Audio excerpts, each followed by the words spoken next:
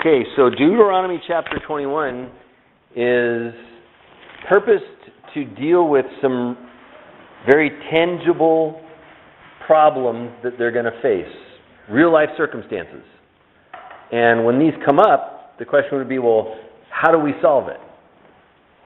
And in life, you're going to have things that are going to come into your life where you've got to make a choice or a decision. And the question you first have to decide is, how do I solve this? Not what should my decision be, but if you don't decide first how to solve something, whatever decision you do come up with may automatically be wrong from the start because you begin with a false premise or a bad foundation. You can't turn that into good. So how to solve problems is really important to understand before we attempt to solve the problem. Well, God is going to help these folks in the situation that they're in life address some of these potential problems. So number one, Deuteronomy chapter 21, beginning in verse 1, says, "If anyone is found slain, lying in the field in the land which Jehovah your God is giving you to possess, and it is not known who killed him, then your elders and your judges shall go out and measure the distance from the slain man to the surrounding cities. And it shall be that the elders of the city nearest to the slain man will take a heifer which has not been worked and which is not pulled with a yoke. The elders of that city shall bring the heifer down to a valley with flowing water, which is neither plowed nor sown, and they shall break the heifer's neck there in the valley. Then the priests, the sons of Levi, shall come near, for Jehovah your God has chosen them to minister to him and to bless in the name of Jehovah. By their word, every controversy and every assault shall be settled. And all the elders of that city nearest to the slain man shall wash their hands over the heifer whose neck was broken in the valley. Then they shall answer and say, Our hands have not shed this blood, nor have our eyes seen it. Provide atonement, O Jehovah, for your people Israel, whom you have redeemed, and do not lay innocent blood to the charge of your people Israel. An atonement shall be provided on their behalf for the blood. So you shall put away the guilt of the innocent blood from among you when you do what is right in the sight of Jehovah." So here we have a situation where somebody's laying out in a field somewhere and they're dead. Nobody knows how they died. There's not enough evidence to decide how they died. But they believe they were murdered. Or they could have been murdered. Not even necessarily that they were, but they could have been. Found slain. Right. Well, so all killing of people is not murder, to start with. Okay? So God defines the difference between murder and killing. Yes. That's point number one. Point number two is, somebody is there dead, and he uses the word slain, and I did not get behind the word and find out what the original Hebrew intent was of this word. But if it also means somebody that just could be lying there deceased, because there are also places in the Word of God where God declares that He slew them. It wasn't even by the hand of another person other than God Himself. And so, as we understand, these people come upon a dead body. And they have to decide, okay, what do we do? So their first investigation is to discuss among themselves if anybody knows anything. And if nobody knows anything, then they take a measurement to the surrounding cities and figure out what the closest city is. And that closest city then would be the ones who were burdened with the responsibility of this death. And instead of rejecting it and saying something about we don't know anything about it and we didn't do it, they were supposed to instead surrogately take responsibility for this death. And ceremonially go out and acknowledged the death to the Lord, but there's nothing they could do about it to preempt it, to prevent it. And there's nothing they can do at this time because they have no person that they would be suspecting, no evidence that's helping them, no way to find out the necessary cause of death here. And we don't know what person to pursue to put the blame on.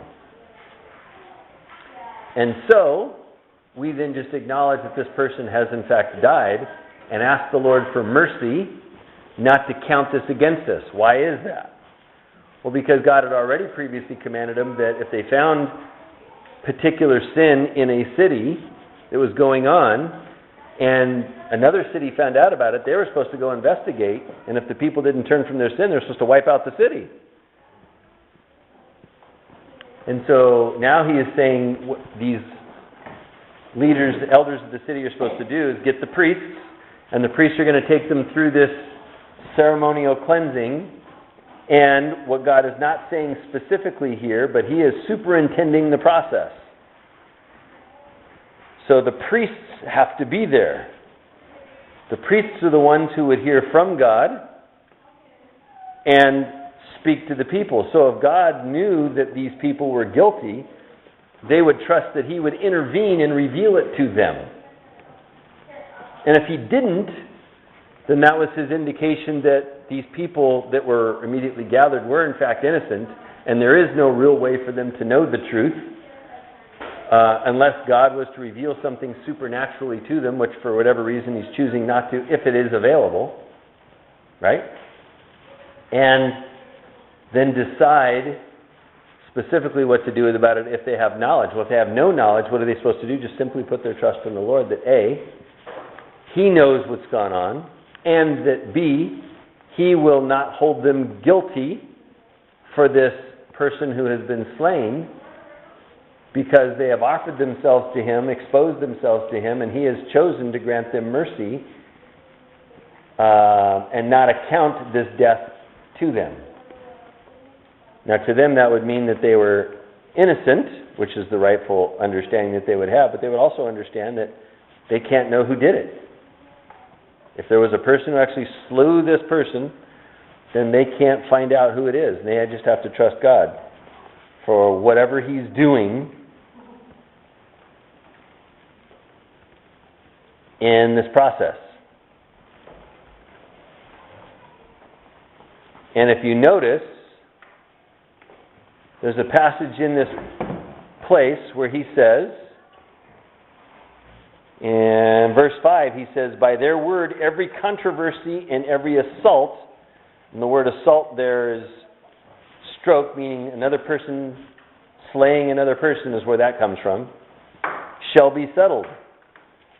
So, part of the governing structure for this nation was the priests were the authority to decide all these matters. Now, that's both that's a very large responsibility, not to be taken lightly. God has warned the priests about how they better be very careful to listen to him and follow him and not take matters into their own hands. We know historically that they did the opposite. They took matters into their own hands and became very corrupt. But this was God's design. Now, when God designed it, he knew that people would corrupt the system and the process because of the wickedness of their hearts and the desire to fill the lust of their flesh and the temptation of the enemy. He knew that was going to take place. No different than in Terry's story. He knew that people were going to write a variety of commentaries about things written in the Bible that were going to be wrong, publish them and distribute them. And in some cases, send them by the box loads to the prisons to try to influence the hearts and minds of these prisoners. Sure, of course.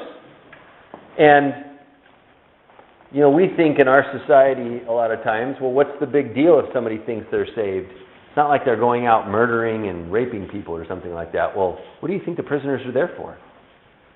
How'd they get there to begin with? So if you're going to tell those people that they're still Christians and they're still on their way to heaven and Jesus still loves them just the way they are. What worse way to contaminate society than to teach the people who are doing all these horrendous things that God's still okay with them? To reinforce the idea that the justice system is unjust. Exactly right.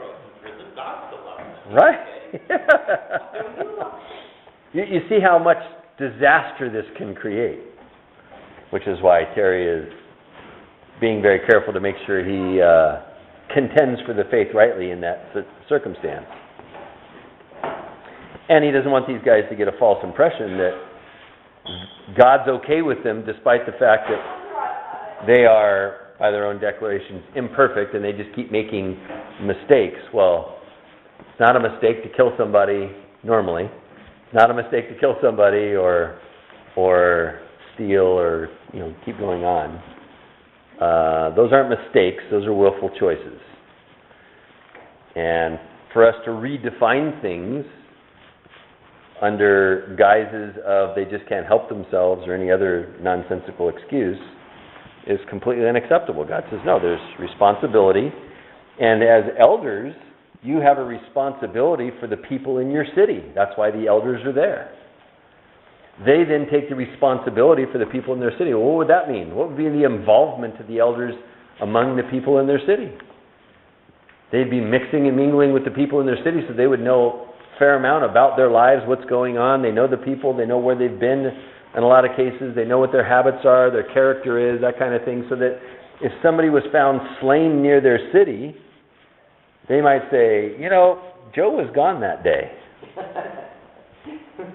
They're supposed to know something about what's going on. So the other thing that we don't have today, since we're so mobile, is we don't have near the kinds of things they had. So if you go to a city, by definition in the scriptures, a city was essentially a compound with walls around it. Okay? We don't have cities like that here. We have Malls. You have malls, yeah. We get malls. But we have geographical boundaries that sit on a map, but as you walk around, you can't see, unless somebody puts a sign there, you can't see the change of boundaries from one city to the next. Okay? Now, in these cities, they had walls around them. The reason they had walls around them is because, by definition, a city is where all of the people who didn't live in the city, they would run to the city when they were under attack by their enemies, close the gates and defend themselves. So the elders, one of their jobs was to always have some part of the group of elders sitting at the gate. They would know all the comings and goings of all the people in the city. So if they found the guy slain out in the field, they would know what the traffic patterns were from that city over the last recent past. You follow? That would give them the ability to go and investigate, find out. This is all the responsibility they have. So having taken this responsibility seriously, and having come up with no information that's helpful to them to discern who may have killed this person, they then go get a heifer. Now, a prized heifer that's never been put to work is a valuable animal in their time, okay? This is an animal that would be producing offspring that would be very valuable to them. Potentially would produce offspring. You guys understand the difference between a heifer and a cow? The heifer is a young female cow. Who has not had another cow yet, who has not born offspring. As soon as that heifer produces offspring, she's a cow. Yes. So a heifer then is one who has not yet born offspring, but the promise of offspring is certainly in her body, and now God's saying, I want you to... And why would that be valuable? Because animals were wealth to them. And so you're now to take this heifer and go break her neck and wash your hands over the blood spilling out into the flowing river.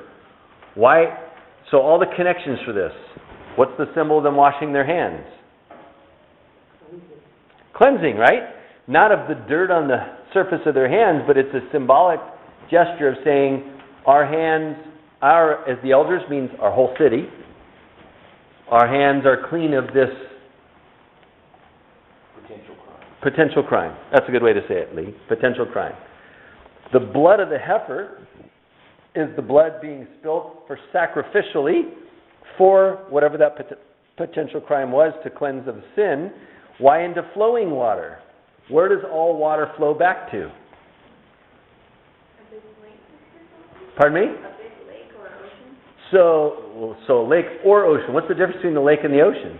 A lake is like a circle, like some water, and then the ocean is a big body of water. Okay? And so the way that our planet is constructed, which ones are typically at higher elevations, lakes or oceans? Lakes. Lakes. Water flows down. Water flows downhill, that's correct. The water cycle that was written about by God thousands of years before man really understood it. Believe it or not. And the water out of the clouds rains down on the land, collected into lakes, but when lakes get full, what happens when they start overflowing their boundaries? They start flowing out into rivers and streams. You guys are familiar with the Rogue River, right? Where's all the water from the Rogue River come from? I don't know, Greater Lake. You follow? It comes from a lake. The lake that's way up there, and it flows down all the way to where? Comes out at their house, at the ocean. It does. They have a house down there. Downstream. Down in Gold Hill. That's where Rogue River comes out. Gold Beach. Yeah, sorry. Gold Beach, not Gold Hill. And comes out and mixes back in with the ocean. You follow? And so this is all stuff that's going essentially back to God. This is an interesting look that somebody had about when you think about the sea or the ocean. That's the origin place of all water. Because how does all water get in the atmosphere? Well, it evaporates from the ocean, goes up into the clouds come over the land, drop the water gets into the lakes and streams and rivers, flows back down to the ocean, and waits for it to evaporate and go up in the clouds again. That's the water cycle. Right. So the origin of all of this is that the oceans or the seas would be symbolically for God. So it all goes back to God. That's why they're doing it over flowing water instead of stagnant water. Okay? So here he has a potential problem that would really exist, and the question is, well, how do we solve this problem? Well, God says, here's how you solve it. This is what to do. So the next problem, verse 10, when you go out to war against your enemies, and Yehovah your God delivers them into your hand, and you take them captive, and you see among the captives a beautiful woman, and desire her, and would take her for your wife. Then you shall bring her home to your house, and she shall shave her head and trim her nails. She shall put off the clothes of her captivity, remain in your house, and mourn her father and mother a full month. After that you may go into her and be her husband, and she shall be your wife. And it shall be, if you have no delight in her, then you shall set her free. But you certainly shall not sell her for money. You shall not treat her brutally, because you have humbled her. So, these people were going into the land of Canaan, the promised land. Some of the cities, they were told, wipe everything out and burn it all down. But many of the cities, they were told, no, if you go and we just read this last week, besiege the city, make an offer of peace. If they say, we agree, then you take them all and they all become your servants. If they say no, you go in and conquer the city, you kill all the men, and you keep the women and children alive. And now he says, and if one of those women delights you to be your wife, then you're to shave her and cut her nails. These would be facets of taking her back to a base place to start as your wife. Because hair and nails historically have been a bit different than in our society. They were dressed and kept for certain religious purposes, certain ways, to worship certain gods. And so to cut the hair and nails was to get rid of all that. And then to change her clothes is a very interesting concept, because when you think about us, we're going to have our garments changed by the Lord if we are abiding in Him faithfully to the end. we're going to be given robes that are white robes instead of having stained clothes. That's the transition from being sinners to saints. This is all written about in a number of places in the Bible. Well, he's talking about it here when he's talking about this woman captive, who is a picture of us before we are surrendered to Christ and made alive again in Him. We are this captive woman, and we are to take away all of that false worship, and then we get new garments. You follow? Now, carry it forward. Why didn't he stop the story there? Well, because even after having been given the new garments, it is possible for a woman to be like Gomer, Hosea's wife. You'll get to read about this when you read the book of Hosea. But a man who took on a wife, and she went back to her life of harlotry. And so, if she displeases you, he has a provision for that. If she displeases you, then you shall let her go, he says. Set her free. Let her go. You're not going to sell her or treat her brutally. You're just going to let her go.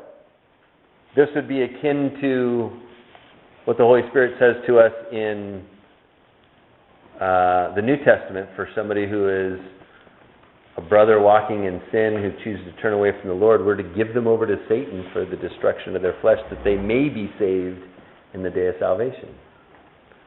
That's why you're to set her free. Let her go.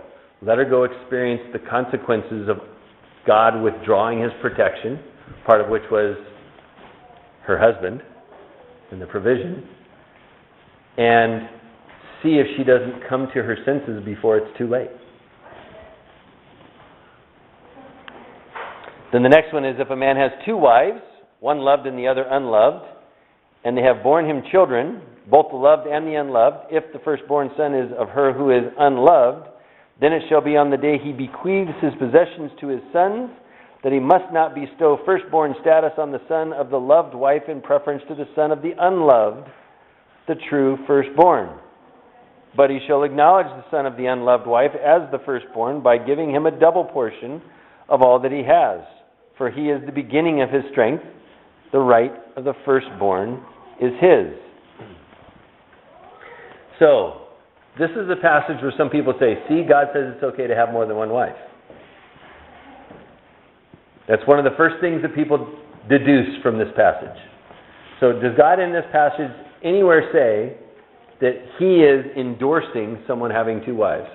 No, He says if a man has two wives.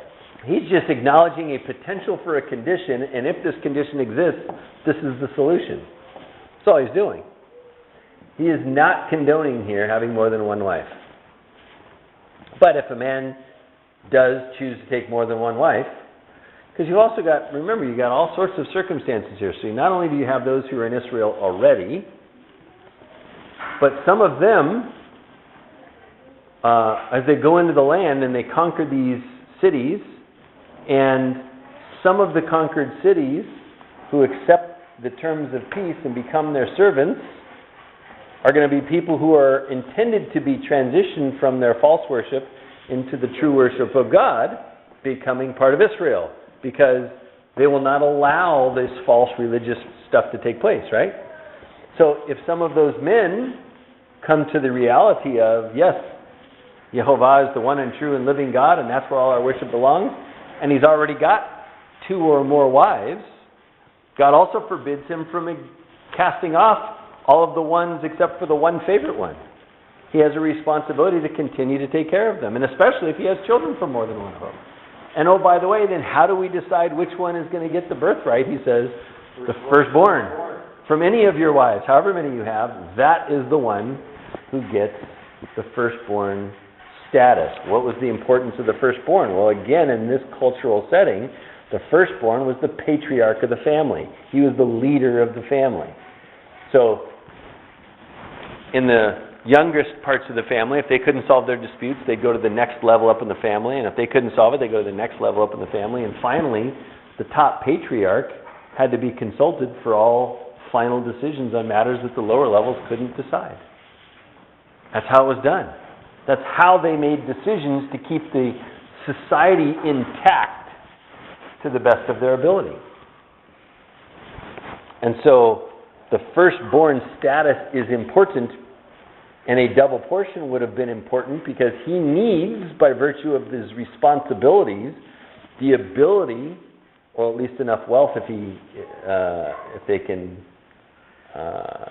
transfer this on, he needs to have the ability to be available to do things that are not going to be wealth-generating things. That's why he needs a certain amount of wealth to start with. If you're an elder whose job is to sit in the city gate, if there's not some provision for you, how do you live? How do you earn whatever you need to earn to have food and shelter and clothing? You see, there's got to be a provision in order for that to take place, because the responsibility of the elder is important. No different as you read forward in your Bibles, you're going to find the responsibility of the Levites. We've already talked about, God says, you're to provide for them. They get no inheritance in the land, but you are to provide for them. And here's all your tithes and your offerings and all that stuff. And you have to provide for them, otherwise they'll starve. And now you don't want them crying out to me because I'll get you. That's what he says. Well, as you read forward in the story, Israel became corrupt and they didn't provide for the Levites. So what did the Levites do? They went off to serve false religions because they would get their food and money and housing and clothing from these people who wanted them to be Levites for a false religion. It was their way of sustaining themselves because the people of Israel became corrupt. So he says, this is why we set this up. The one who is born first is the one I've chosen, because all children are a gift from God. That's why they come. And the one I brought forth first is the one I want the double portion given to. And it doesn't matter how you feel about the wife. And we have the story going backwards when we remember the story of Jacob, who ended up with 2 wives and 2 concubines and had the 12 tribes of Israel from the loins of those 4 women. You follow? Then he was wrong for what he did. He was absolutely wrong. Anybody who's taken on more than one wife ever has always been wrong. God's only said, 1 man, 1 wife, real simple.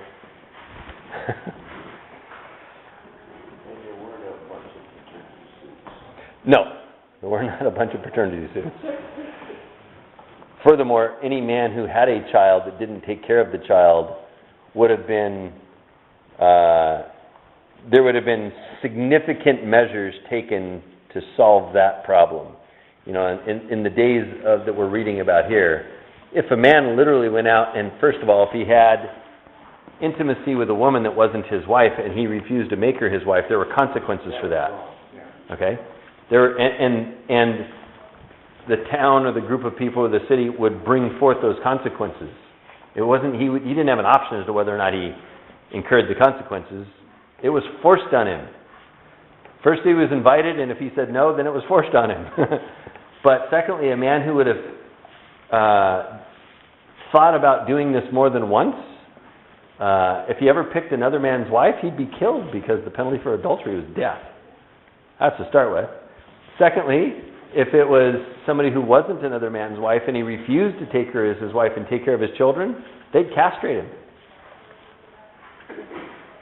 You're not going to do this anymore. You're now a eunuch. And oh, by the way, here's your forced servitude to take care of your kid. I mean, they didn't mess around with this stuff. And if he ultimately chose to say no, then what happened was he was killed, and she, because of her family connections back to her father's house, would have her and her child taken care of back at her father's house. That's how it was done. These were not difficult solutions. They're much more difficult for us now because we don't want to put responsibility where it goes, and we don't want to give the kind of consequences to people that they deserve. So the next part in Deuteronomy 21, verse 18. If a man has a stubborn and rebellious son, that's not you, Howie, is it? That's not you, is it? If a man has a stubborn and rebellious son who will not obey the voice of his father or the voice of his mother, and who, when they have chastened him, will not heed them. Then his father and his mother shall take hold of him and bring him out to the elders of his city, to the gate of his city. And they shall say to the elders of his city, this son of ours is stubborn and rebellious. He will not obey our voice. He is a glutton and a drunkard. Then all the men of this city shall stone him to death with stones. So you shall put away the evil from among you, and all Israel shall hear and fear.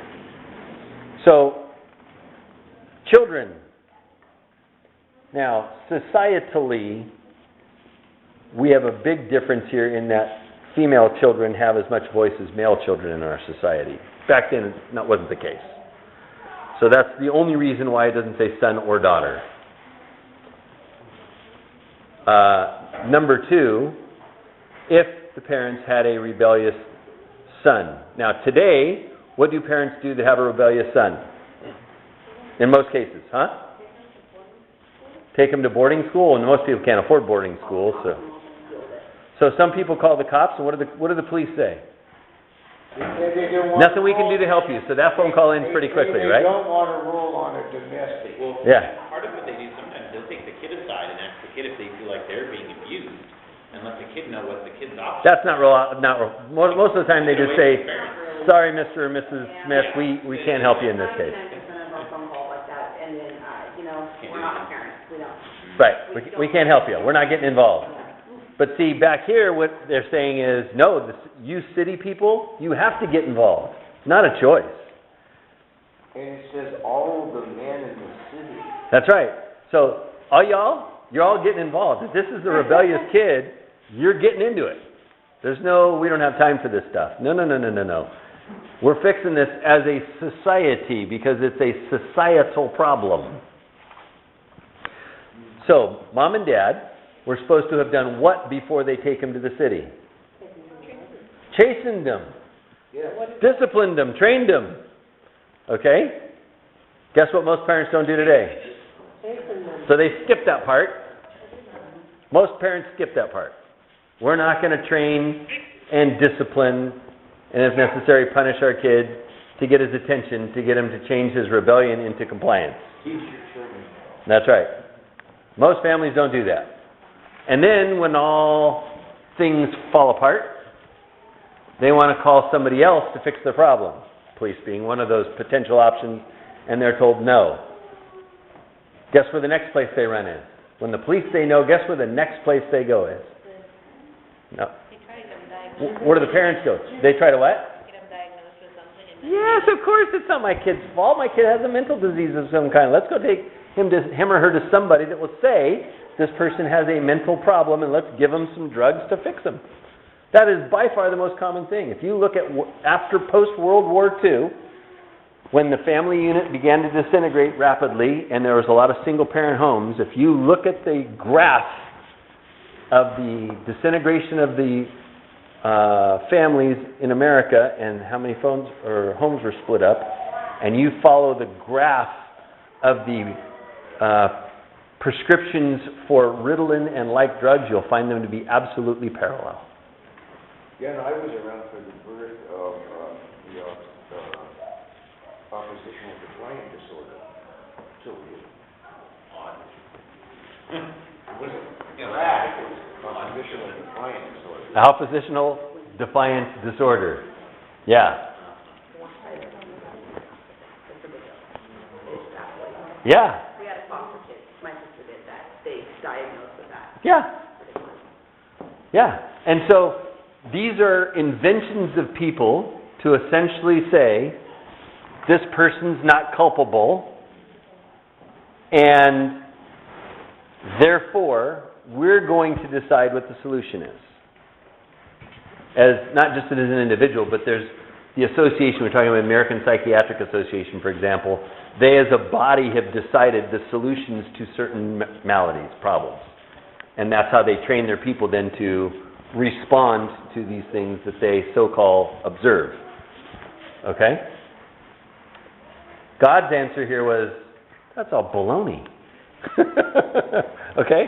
No, here's what you do. The first thing you do is, parents, you have a responsibility to train your children. What were the elders supposed to make sure was happening? that the parents were training their children. That's one of the responsibilities of the elders.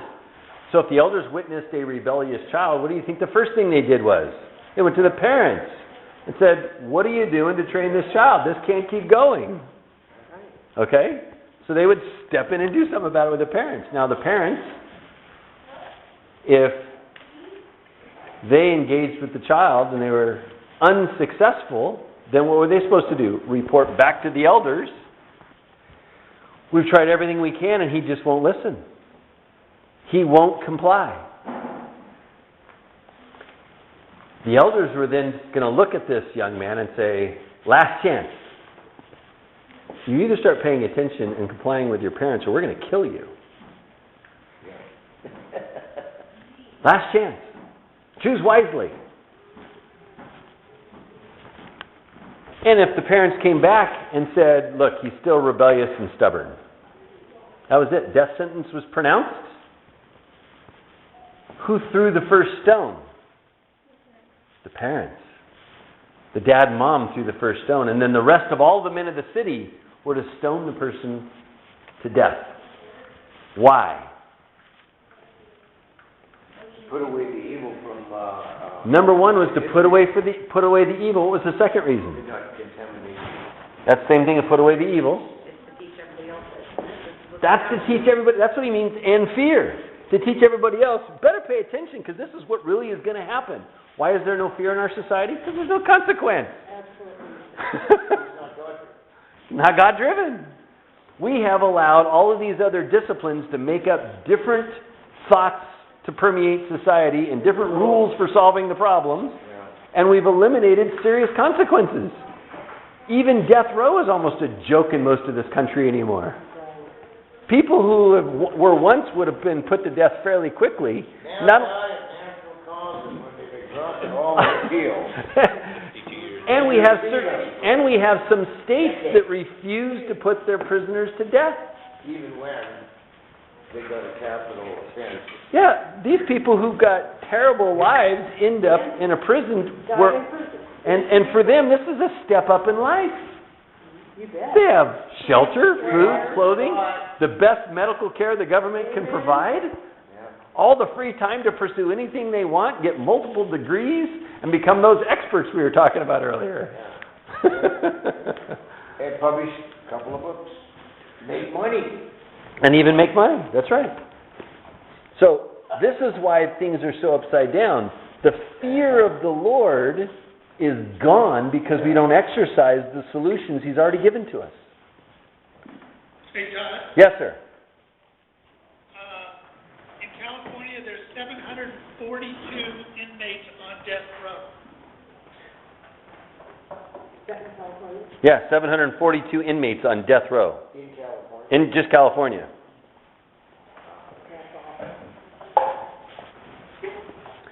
All right. I think we're going to pause there. Now you understand why I thought that was kind of funny that you guys showed up today. I'm talking about how to deal with kids. Thank you for joining us today on our YouTube channel, XL for Christ. We hope you like and even subscribe to our YouTube channel for ongoing edification that you can gain from listening to the messages and hopefully diving further into the Word of God to find out His truth. We also like you to visit our website at xlforchrist.org. This website talks about the discipleship process that we engage in with folks to help them grow in Christ. We hope you will join us in our endeavor to make disciples for the glory of God.